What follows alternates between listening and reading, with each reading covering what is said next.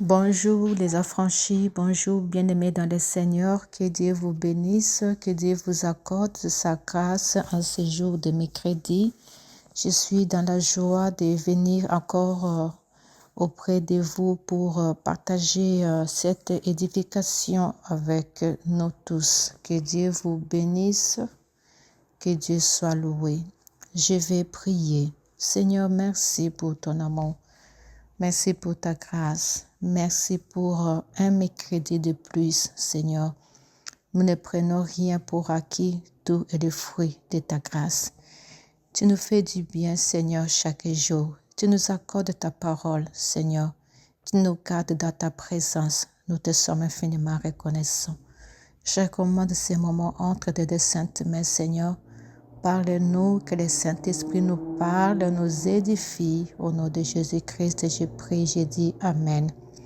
Je vais partager avec nous un passage biblique dans le livre des 1 Roi, chapitre 17, versets 9 à 24. C'est l'histoire de la veuve de Sarepta. Nous devons savoir que dans cette ville de Sarepta, il y avait une famine. La famine avait frappé cette ville.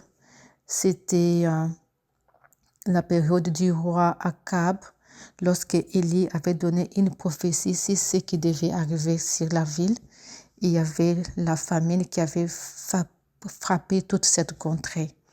Alors Dieu va demander à Élie d'aller dans la ville de Sarepta et plus précisément dans la maison de cette veuve. Ce que nous devons savoir, c'est que notre Dieu est un Dieu de précision, est un Dieu de grâce. Donc Dieu a localisé la maison de cette veuve et a envoyé Élie d'aller dans cette maison. Alors Élie va arriver là-bas et va trouver cette femme en train de ramasser les bois pour préparer la nourriture pour son fils et pour elle. Alors Élie va demander de l'eau à cette veuve. Elle va dire, donne-moi de l'eau à boire. Et puis Élie va encore ajouter pour dire à cette femme que non, qu'elle avait faim, qu'elle avait besoin que cette femme puisse lui faire du pain. Alors la femme va s'exclamer et va dire, mais comment? Je n'ai pas de pain cuit dans ma maison. Et puis j'ai juste un peu de poignée de farine dans un pot et de l'huile. C'est tout ce qu'elle avait. Un peu de farine et de l'huile. Élie va dire à cette femme, n'aie pas peur. C'est comme aujourd'hui je te dis, n'aie pas peur. Si dans ta maison, il n'y a pas de nourriture, Dieu dit, n'aie pas peur. Si tu traverses une situation difficile, Dieu dit, n'aie pas peur.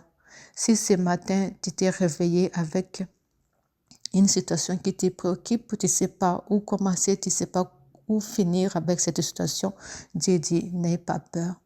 N'aie pas peur pour ta vie, n'aie pas peur pour tes enfants, n'aie pas peur pour l'école de tes enfants, n'aie pas peur pour ton âge, n'aie pas peur pour ton mariage, n'aie pas peur pour ce que tu es. Peut-être que tu es en train de traverser dans des quarantaines, dans des cinquantaines, tu te dis que mon Dieu, je ne suis pas encore marié, comment. Dieu dit, n'aie pas peur. Parce que Dieu est capable de faire des choses d'une manière inattendue, de faire des choses de manière inattendue, de faire des choses qui dépassent l'attendement des hommes. Alors, cette femme va obéir. Dans ce passage, j'ai tiré quelques leçons que je veux nous partager. Il y a d'abord l'aspect obéissance, parce que cette femme a obéi. Cette femme a obéi à la parole de Dieu. Cette femme a obéi à ce que le prophète Élie lui avait dit. Parce que dans des Chroniques, chapitre 20, verset 20, la Bible dit « Confiez-vous en l'Éternel votre Dieu et vous serez affermis. Confiez-vous en ses prophètes et vous réussirez. » Cette femme a cru au Dieu d'Élie. Elle a obéi. Aujourd'hui, il y a un problème sérieux avec l'obéissance, même entre nous, moi ou bien nous tous.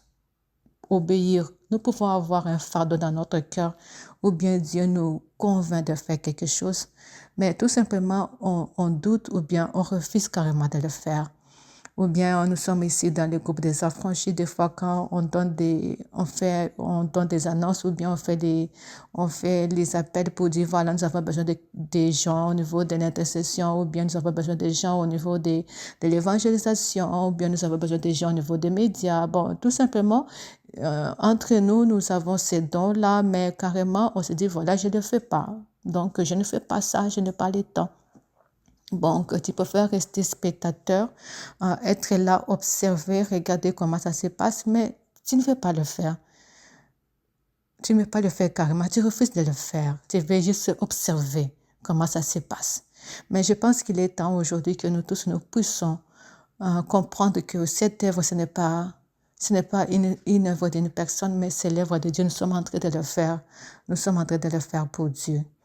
Alors, nous devons tous mettre la main dans la pâte et avancer ensemble. Ou bien peut-être quand il y a des moments de prière, par exemple, je suis en train de parler là de l'obéissance.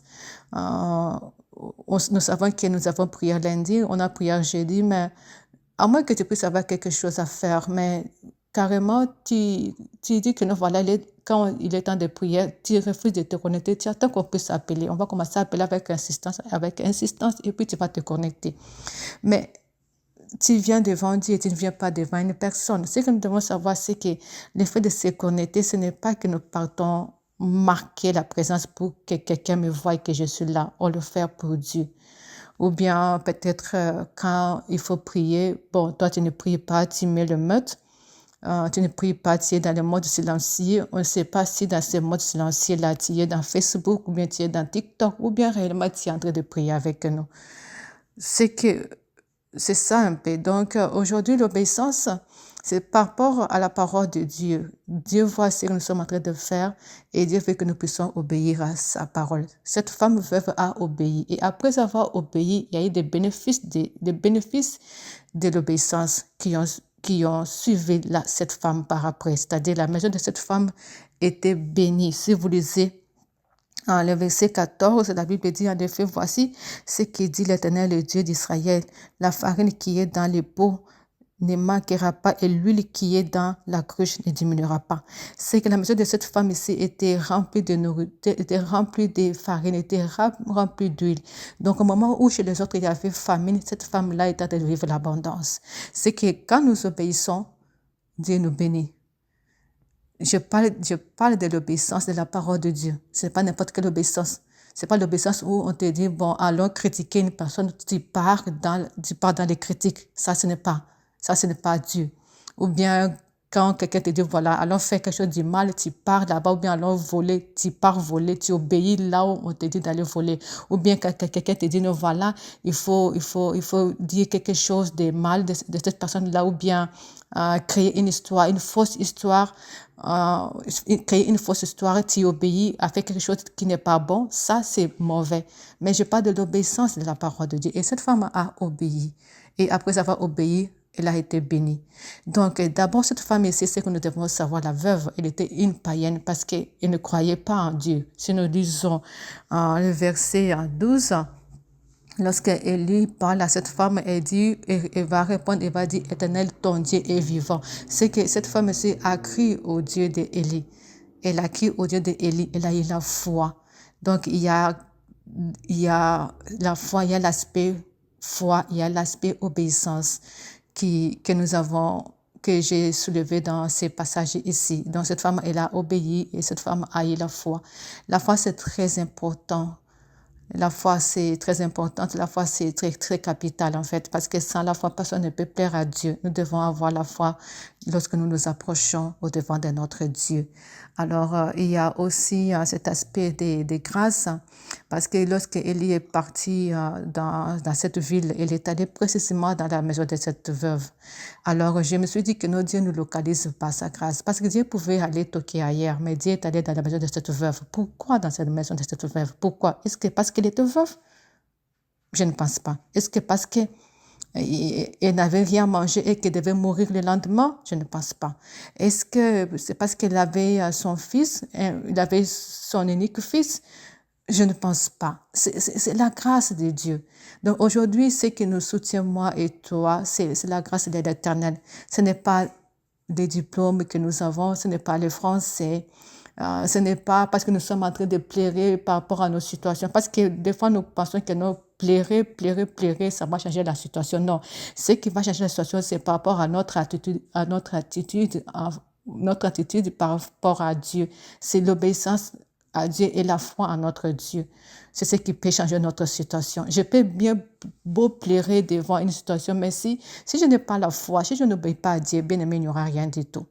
Donc, cette femme a été localisée par rapport, c'était la grâce de l'Éternel, c'est Dieu nous localise. Ce n'est pas parce que je suis chômeur ou bien parce que je souffre que Dieu va me localiser. Ou bien ce n'est pas parce que j'ai l'argent ou bien ma famille c'est une famille qui a une renommée que Dieu va me localiser. Non, Dieu nous localise par sa grâce. Et c'est ce qui s'est passé avec cette femme. Dieu a regardé dans la vie de Sarepta, il a dit, va là-bas, dans la maison de cette femme. C'est qu'ici, il y a aussi une leçon à tirer. Il y a cette histoire de quand nous nous approchons auprès de notre Dieu, nous devons être précis dans nos prières, précis lorsque nous amenons nos requêtes à Dieu. Ne pas tâtonner. Dieu est notre ami, Dieu est notre Père. Tu vas parler à Dieu comme tu parles à ton Père. Tu vas parler à Dieu comme tu parles à ton ami. Tu lui parles. Pour toi, regarde-toi que tu es en train de parler et Dieu est assis en face de toi et tu lui parles avec précision. Et tu verras que non, voilà, Dieu va agir. Donc, d'une manière bref, j'ai touché le point de l'obéissance, c'est très important. J'ai touché aussi le problème de la foi aussi.